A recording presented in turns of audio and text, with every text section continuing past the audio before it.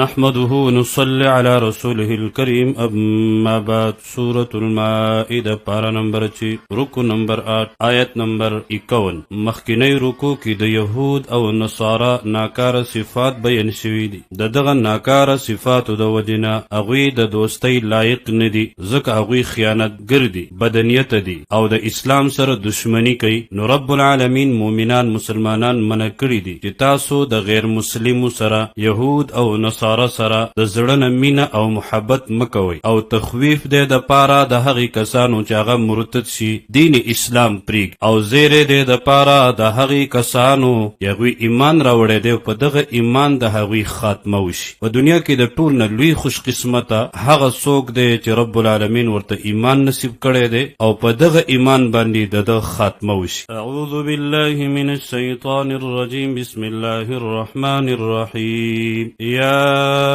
ایها الذین آمنوا ای هغه کسانو چې ایمان مو راوړی دی مؤمنان دا ډیر زیات خوش قسمت دي. لا تتخذوا اليهود منسی تاسو یهودیان والنصارى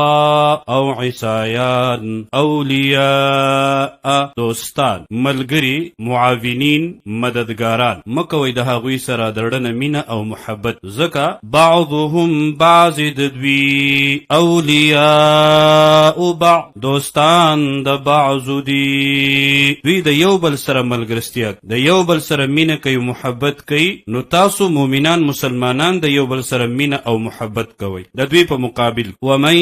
یتولهم او چا چې دوستانه وساتله د دوی سره منکم ستاسونا فانه نو بشکا هغه منهم د دوی نه دی د هغوی شانتې عقاید اعمال اختیار کړه د هغوی مشابهت شروع کو د هغوی سره د زړه مینه او محبت کوي نو دا هم په حکم د هغوی ان الله یقینا الله لا يهدي القوم الظالمين هدایت نور کوي قوم ظالمانو ته فتر الذین نو وبویني ته هغې کسانو لره فی قلوبهم چې پړونو د دوی کې مرض مرض دی د نفاق او پړونو کې مینه محبت دی د دوی سره یسارعون چې منډې به وهي فیهم په دوستانې د دوی کې او که ورته ووایي چې ولې تاسو د یهود او نصارو سره دوستانه کوئ دوستانې ساتئ یقولو وایي دوی نخشا یریږو مونږه ان تصیبنا چې وبرسیږي مونږ ته دائره حادثه څه مصیبت نو دوی به زموږ سره معاونت وکړي فعسى الله پس نزدې ده چې الله ان یأتیا رابولی بالفتح فتح لرا الله به اسلام ته غلبه ورکي مسلمانان به غالب کی او امر من عنده یا سب الحکم د خپل طرفنا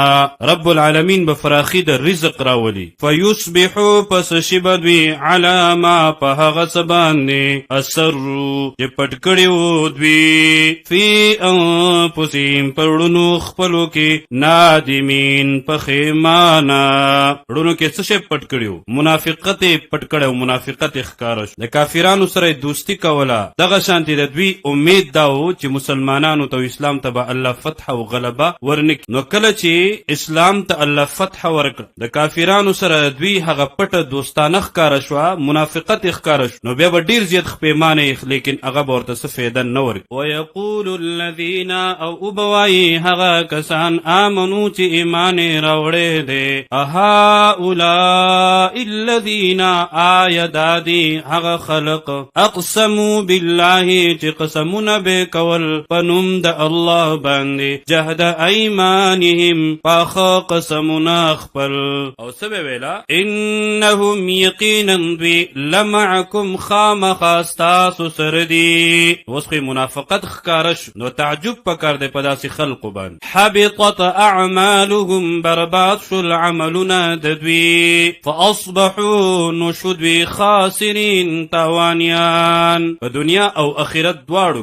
زجر دی د پاره د هغه کسانو چې دوستانی کوي د یهود او نصارا سره او تخویب دی د پاره د هغه کسانو چې هغوی خپل دین او اسلام پرېږدي یا ایها ایها الذین آمنوا اے هغه کسانو چې ایمان مو راوړی دی من یرتد اسوک چې مرتد شي مرتد دی ته ویل کېږي چې اسلام راوړي او بیا اسلام پرېږدي بل یو دین کې داخل شي منکم ستاسونا عن دینه د دین خپلنا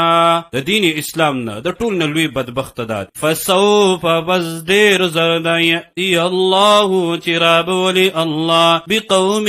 یو داسې قوم داسې خلق دې کې بشارت دی د پاره د ایمان والو او شپږ صفات بیانېږي د صحابه کرام دلته د قوم مراد صحابه دي اولنې صفت د هغوی دا دی یحبهم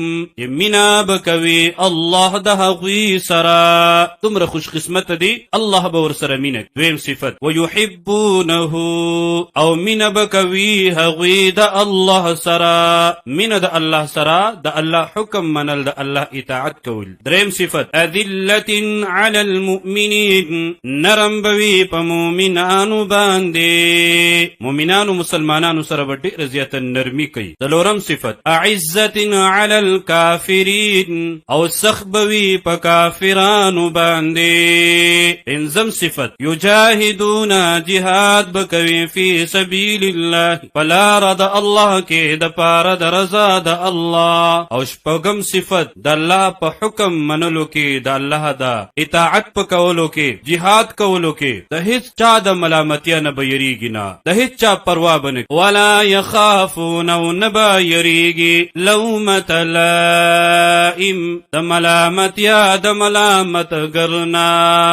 د خپل صفات د صحابه کرامو هر مومن له پکار دا چې ځان کې دا صفات پیدا ذالک فضل الله دا فضل د الله دی یؤتیه ورکی من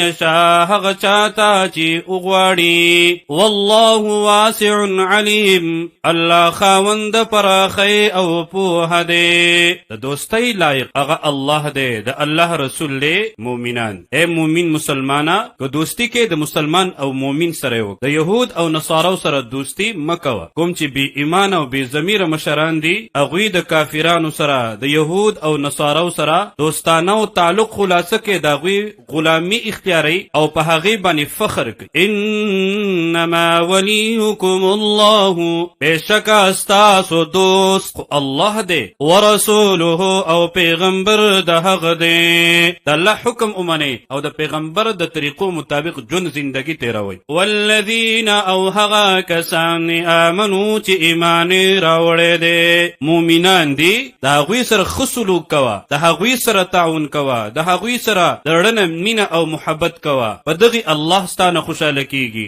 الله ستانه راضي کیږي او مومنان دا خو د یو جسم په شان اوس د هغوی مومنانو صفات بیاني الذین هغه کسان دي یقیمون الصلاة چې پابندي کوي د مانځه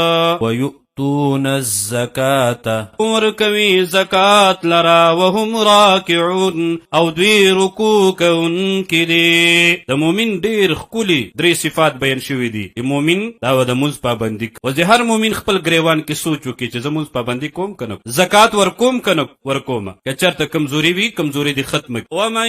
یتول الله او څوک چې دوستي کوي د الله سره